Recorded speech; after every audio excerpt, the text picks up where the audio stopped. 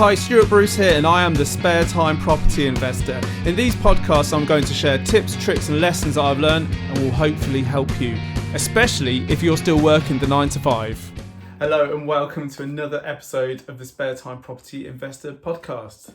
I thought I would do a little 2020 reflection.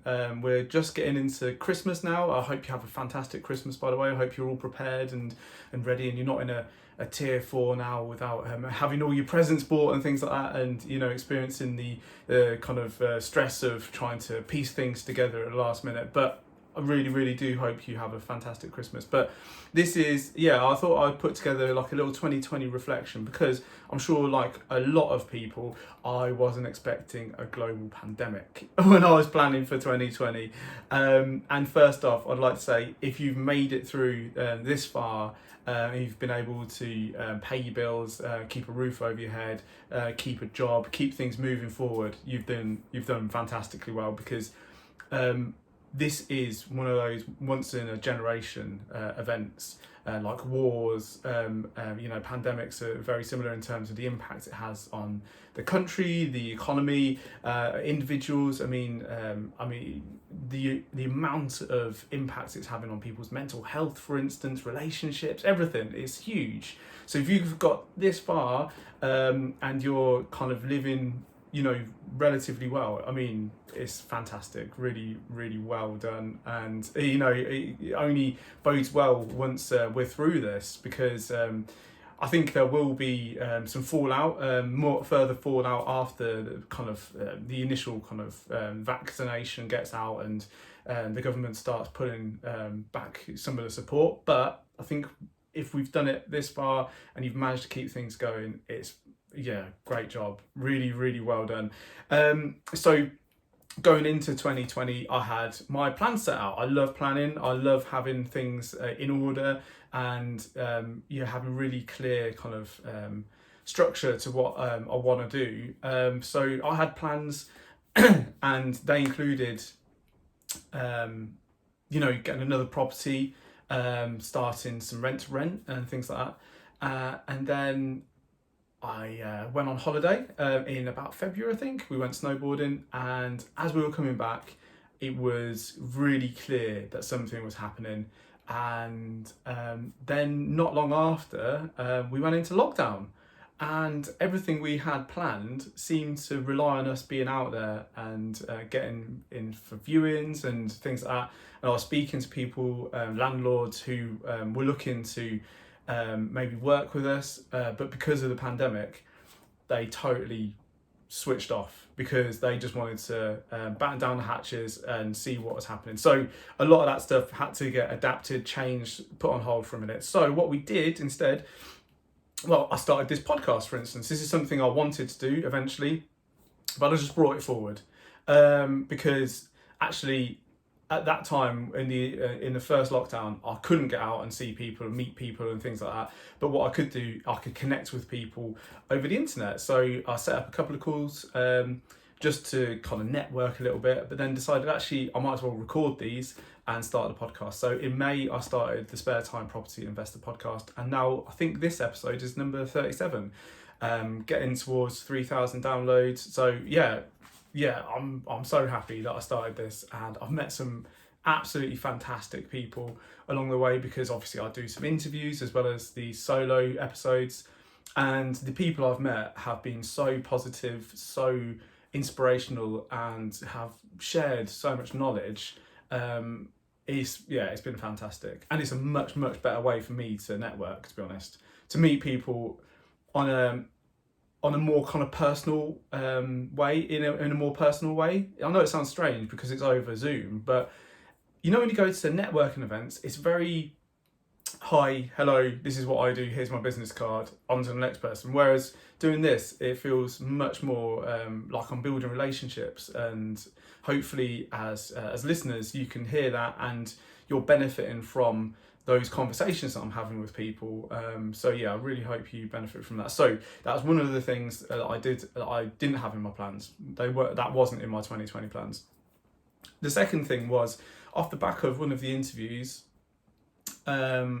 I actually decided to. I've been thinking about it for a while, but I actually decided to get myself a mentor, and 2020 became almost like a foundational year, if you know what I mean. So building foundations for the businesses for years to come, rather than just trying to get any property. So I thought to myself, yeah, now is the time.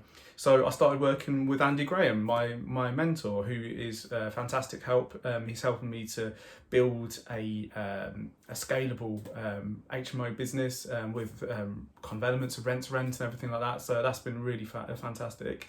And it really shows me what I know, the kind of gaps and how to fill them, and I feel like there's a lot of value to that kind of working relationship I have with Andy, and that's been really, really helpful. Another thing we did, which I didn't expect us to do, was we've started a free monthly newsletter, and now this goes out to our target area in Northampton, and it goes out, hits people's welcome mats every month, but it's also available for free on our website. It's linked in the show notes. It's linked on my bio on Instagram as well, and it just shares information about investment properties, some legislation updates.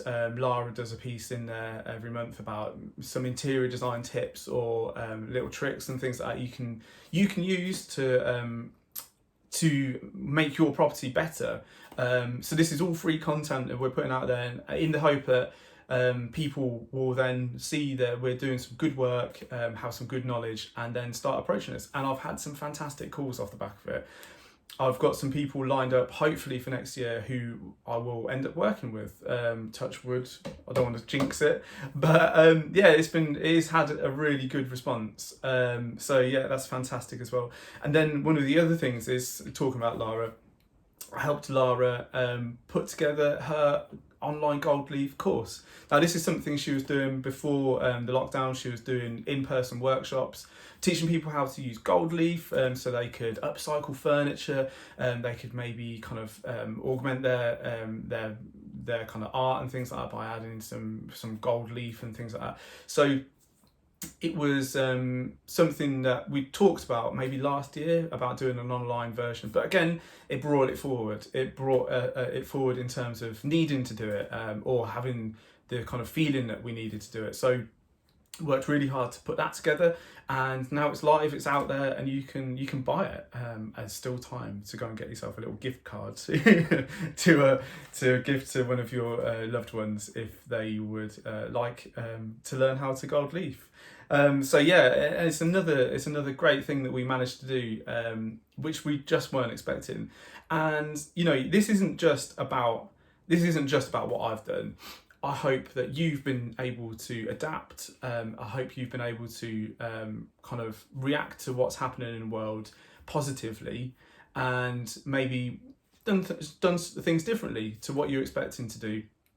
And if you have, that's fantastic, and you should pat yourself on the back, because there's a lot of people out there who maybe don't have the resilience, maybe for a very good reason. Maybe they've got don't have supportive people around them, maybe they don't have the financial resilience, maybe they've lost their job or whatever.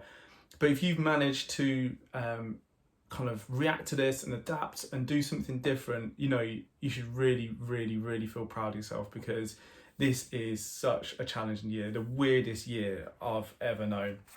And when we look back as well, apart from, like I said earlier, apart from world wars and the Spanish flu pandemic in 1918 or something like that, these things are just so rare. And I feel in one way I feel kind of lucky to have lived through this, because it will be one of those massive historic events that people will look back on. And I think if you can do something during this pandemic, surely once we're on the other side of it, you'll be in such a strong position to make the most of what you've done and all the opportunities that are coming. So for me, if you've managed to do some stuff in 2020, if you've managed to keep on moving forward, that's fantastic. And now it just seems like it's a good time to reflect on what you've managed to do. I'm reflecting on what I've managed to do this year. Me and my wife Lara, we're reflecting on what we managed to do this year, and we're thinking, actually, how can we build on that next year? Hopefully, with the vaccination, hopefully we'll be in a better position to get out there more, meet more people person to person, and obviously now people are very accustomed to using Zoom calls, so maybe if we can't meet person to person, the links we can make online will be easier. So we're making our plans for 2021 now, and we're very happy that we've put down some very good foundations in 2020, and I really hope you've done the same thing. But really, I think it's a good time to take this opportunity to reflect on 2020, the weirdest year ever, and just be positive about what you've managed to achieve. And if you haven't managed to achieve anything because it's just been so difficult, that's fine as well, because it has been really, really difficult, and there's a ton of reasons why you might not have been able to do something. Maybe you've tried something new and it didn't work out. Maybe the plans you had, you couldn't adapt so easily. So don't beat yourself up, because it's a global pandemic. It's a global pandemic, and I know there's a lot of people out there who have had personal been personally impacted by this. Whether people have been ill, I know, been very poorly with COVID. I know there's a lot of people who have lost loved ones, family members, and people they work with maybe, and that's really, really hard to take. So what I'm saying is, if you've managed to keep things moving forward, that is a fantastic achievement, a really fantastic achievement. But if you haven't, there's very, very good reason, I'm sure, why you haven't been able to do that, because it is such a difficult time. So in summary, I'm blabbing on now. So all I want to say is, now is a very good time to reflect on 2020 before you start really building those plans for next year. And it's a great time, obviously, to plan for the coming year. But that's me for now, and I want to say that I've had an okay 2020. All in all, it's been okay. It's been decent. I feel very lucky, but we've had a decent 2020. I'm looking forward to 2021, and I hope you are too. And I hope you have a fantastic Christmas. I hope you have a good time, even though it's not what any of us planned. Maybe spending Christmas on your own. Me and Lara, we're just having Christmas, just the two of us, for the first time ever, and hopefully it'll be a one-off. Hopefully it'll be this year, and then we can get back to some sort of normality for next year, especially with the vaccination, which I think we should all be very thankful to have. That is it, really. I just wanted to say, please reflect on 2020 positively, and I hope you had a fantastic I hope you had a decent 2020. I hope you have a fantastic Christmas, and I hope you have a fantastic 2021. So for now, that's me. I'll see you again next time, and Merry Christmas.